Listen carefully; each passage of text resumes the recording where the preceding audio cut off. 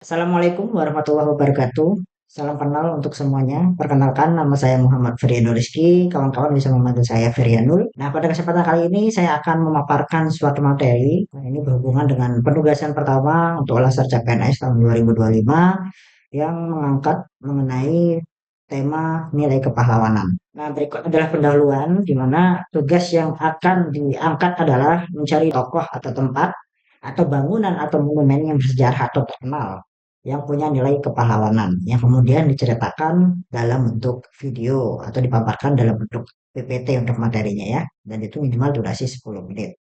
Nah, pada kesempatan kali ini saya akan berbagi kepada kawan-kawan sekalian tentang nilai-nilai yang bisa kita cari tahu terkait kehidupan Bapak HOS Cokro Aminoto. Jadi kita akan ketemu sama orang-orang yang mencintai Indonesia sejak awal, bahkan sebelum Indonesia lahir. Jadi orang-orang yang cinta itu kan orang-orang yang berani berkorban, mau berkorban. Salah satunya itu HOS Cokro Aminoto ya, berkorban untuk Indonesia. Walaupun Indonesia itu belum wujud, masih sedang digodok. Itu kan luar biasa ya. Belum ada wujudnya, sudah dicintai sedemikian rupa. Jarang orang-orang bisa seperti itu. Kalau kita pakai alasan itu jauh lebih susah dibandingkan hari ini. Karena di hari ini mencintai Indonesia kan lebih simpel. Karena barangnya ada, wujudnya ada. Kalau dulu itu masih belum ada. Orang-orang itu masih meraba-raba. Indonesia itu seperti apa? Orang kayak Pak Cokro ini, ya saya sebutnya Pak Cokro, karena beliau gayanya egaliter. Meskipun bangsawan, harusnya lengkapnya beliau ini R ya, ada R-nya, Raden, karena masih keturunannya bupati. Cuma Pak Cokroaminoto ini nggak mau pakai gelarnya. Lahirnya di Madiun. Ada yang bilang Ponorogo ya. Jadi saya ikutin riset terbanyak lah dari Ponorogo beliau ini. Dia masih cucunya Bupati Madiun. Cokro Aminoto, Haji hanya ditulis. H itu kan gelar yang lebih egaliter ya daripada Raden. Kalau ditulis Raden itu kan kesannya kalau zaman itu kelompok priai atau bangsawan. Jadi bangsawan, intelektual, orang pinter. Haji Umar Said Cokroaminoto. Tapi dia lebih suka R-nya dibuang. Dan mengidentifikasi diri sebagai rakyat. Kalau di foto-foto kan cuma pakai belangkon, pakai sarung, ya pakai anu itu model sarung atau kopiah, ya pakai kopiah. Kalau orang kayak Cokro Aminoto ini pakai sarung, itu menurut saya bukan apa merakyat. Merakyat dalam arti dia menurunkan derajatnya di level rakyat, tapi justru sarungnya yang naik kelas. Coba kalau kita lihat ketika Pak Prabowo atau Jokowi pakai sarung, itu kan kita memahami Jokowi sekarang kayak rakyat, itu kan enggak ya. Justru sarungnya yang kayak presiden. Jadi sarungnya yang naik kelas, bukan Jokowinya yang turun atau Pak Prabowo yang turun. Itu menurut saya kasusnya sama dengan Pak Cokro Aminoto. Ketika sarung dipakai Pak Cokro Aminoto, itu akan menjadi suatu identitas seorang intelek, identitas orang pinter. Nah, itulah Cokro Aminoto. Oke, nah kita sudah bisa lihat di sini ya, untuk lahirnya 16 Agustus 1882 dan wafatnya 17 Desember 1934 di Yogyakarta, yang dikenal sebagai pemimpin syarikat Islam. Nah, bagi saya Cokro ini guru bangsa yang sejati. Semua ideologi yang bertarung di Indonesia sampai hari ini, itu bibitnya yang menanam pertama adalah Pak Cokro ini. Dia gurunya Soekarno, Musso, Kartosuwiryo, Malaka, bahkan di beberapa sumber banyak sekali yang berguru ke beliau termasuk Buya Hamka, Tan Malaka, dan dahsyatnya Pak Cokro ini, orangnya itu inspiring. Ya. Jadi guru yang paling sukses itu kan yang bisa menginspirasi murid-muridnya. Ada yang terpesona waktu Pak Cokro itu ngomong-ngomong. Ada 30 juta orang Jawa. Hanya ratusan yang lulus sekolah. Kalian-kalian yang akan menjadi lokomotif dari jutaan masyarakat melalui gerbong-gerbong ini. Menuju masyarakat yang lebih baik. Banyak gagasan, banyak ide, banyak inspirasi. Gurunya Pak Cokro Aminoto. Jadi bagi saya dialah the real guru bangsa yang sejati. Dari beliau nanti lahir ideologi-ideologi macam-macam, mulai dari komunisme, Islamisme, termasuk nasionalisme. Pertarungan tiga ini yang sampai hari ini masih langgeng dengan bentuknya yang berubah-ubah, dan bertransformasi ke macam-macam seperti itu ya. Ada sosialisme, nasionalisme, ada Islamisme, gitu ya. Perannya dalam pergerakan nasional itu di SI ya. Nanti kan dia jadi ketuanya Sarekat Islam yang awalnya namanya Sarekat Dagang Islam yang didirikan oleh Kiai Haji Samanhudi, dan nanti Pak Cokro itu melanjutkan D-nya itu dihapus, dagangnya itu dihapus. Karena bagi Pak Cokro Aminoto D ini tidak luas. Ketika ada SDI itu kok urusannya cuma bisnis dan dagang tok gitu ya.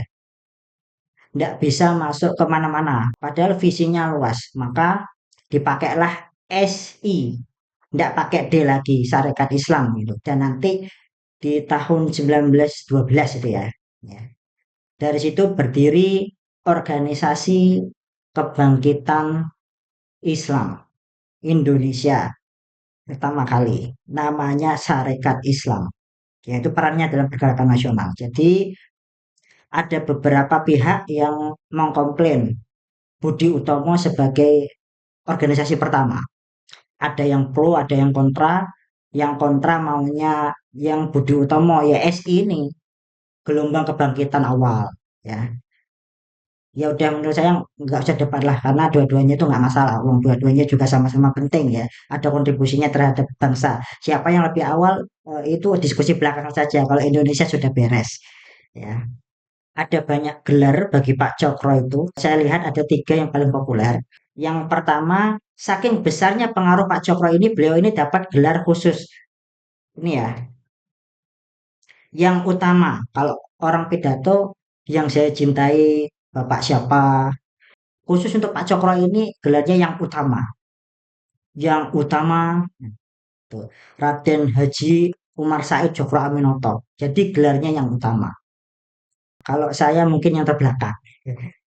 Oke, gitu. Jadi kalau orang Belanda menyebutnya Raja Hindia tanpa mahkota atau Raja Jawa masa depan.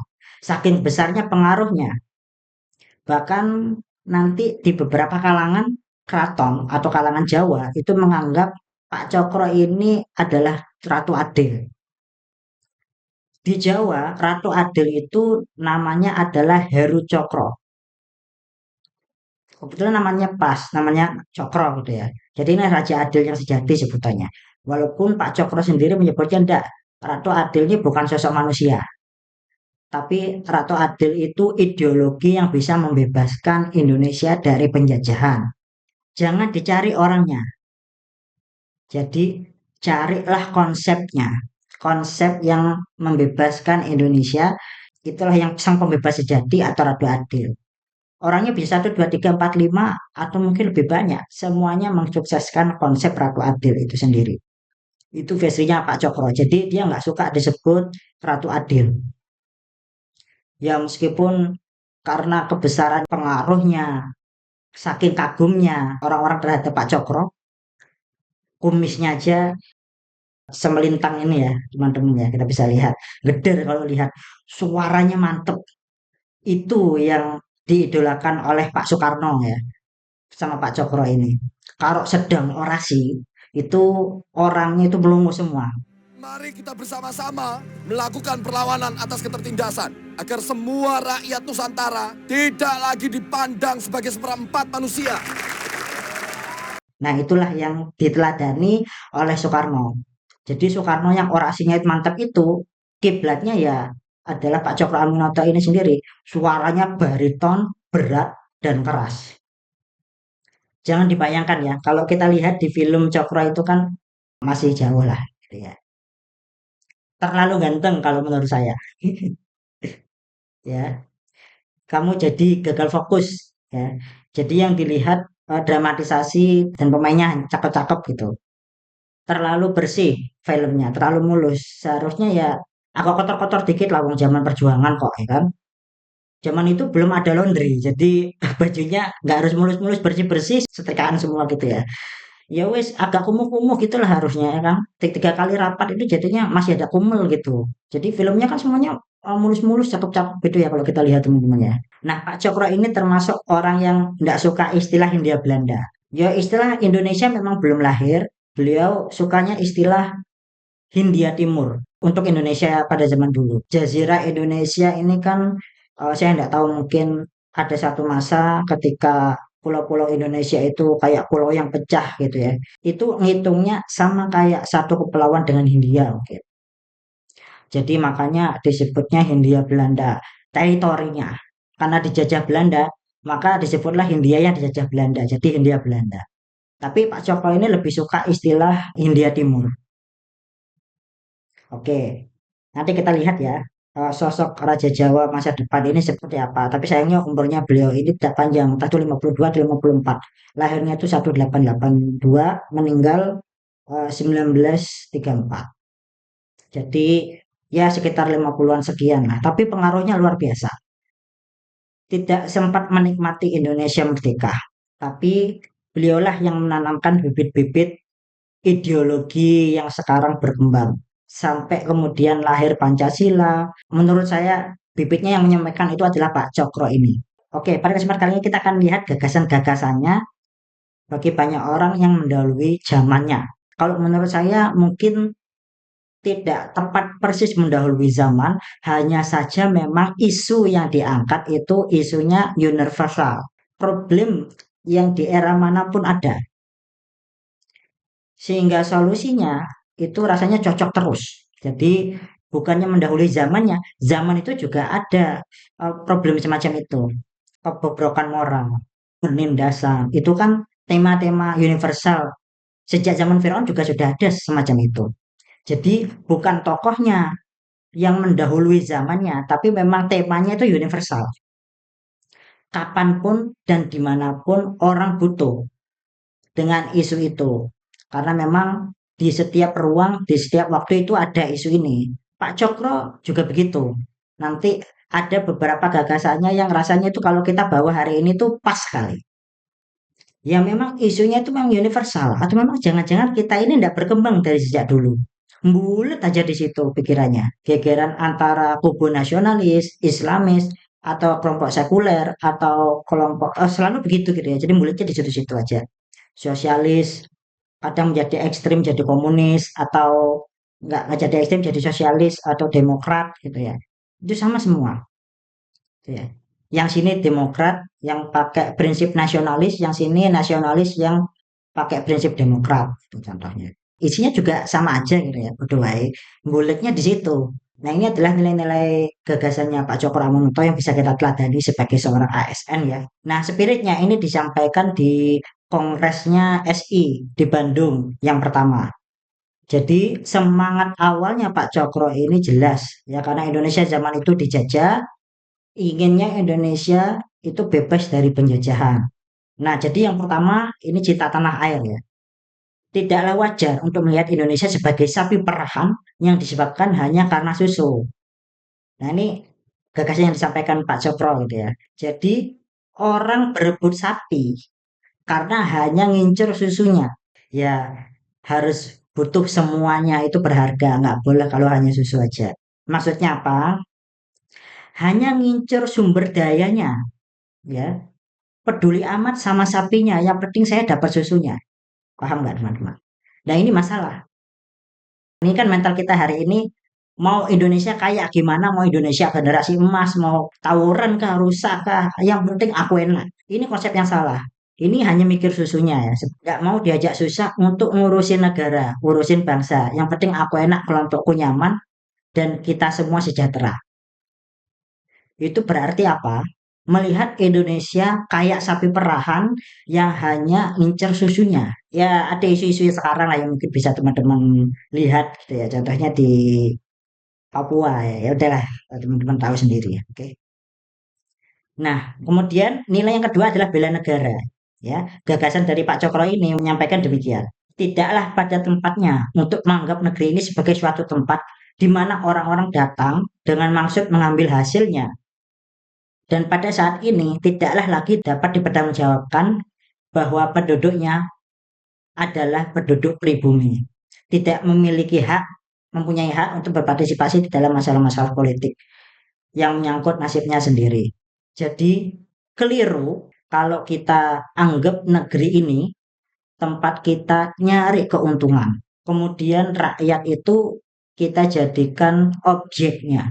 Objek itu berarti kita memutuskan banyak hal tentang mereka, tapi mereka tidak pernah kita ajak rundingan, ya. Kita ajak dialog, kita anggap mereka mau saja, itu semangatnya. Kalau dulu ya yang dilawan Belanda, konsepnya atau pikirannya tetap relevan, bisa dipakai dimanapun dan kapanpun, kalau memang situasinya pas. Nah, kemudian yang ketiga, ini adalah bagaimana kita bisa mematuhi arah kebijakan hukum dan aturan perundang-undangan. Nah, Pak Cokro ini menyebutkan bahwa tidak bisa lagi terjadi bahwa seseorang mengeluarkan undang-undang dan peraturan untuk kita, mengatur hidup kita tanpa partisipasi kita. Nah, ini contohnya banyak, banyak aturan, banyak undang-undang, banyak kebijakan yang dibikin itu untuk mengatur kita. Tapi kita ndak tahu menaung, nggak pernah diajak rundingan, nggak pernah diajak diskusi. Dulu ya zaman Belanda ya. Nah, kalau zaman sekarang mungkin ndak. Ini kan ceritanya zaman dulu pada Indonesia di zamannya Pak Cokro gitu. Ada ratusan aturan, mungkin ribuan aturan yang dibikin tanpa melibatkan orang yang diatur. Nah, itu sudah saatnya kita akhiri, kata Pak Cokro. Sudah selesai, sudah terlalu lama kita dijajah. Harusnya kita bebas. Ini sekitar 70-an tahun yang lalu mungkin ya. Ngomongnya Pak Cokro seperti ini. Tapi di titik tertentu rasanya kok yo pas gitu ya. Relevan. Rasanya saja.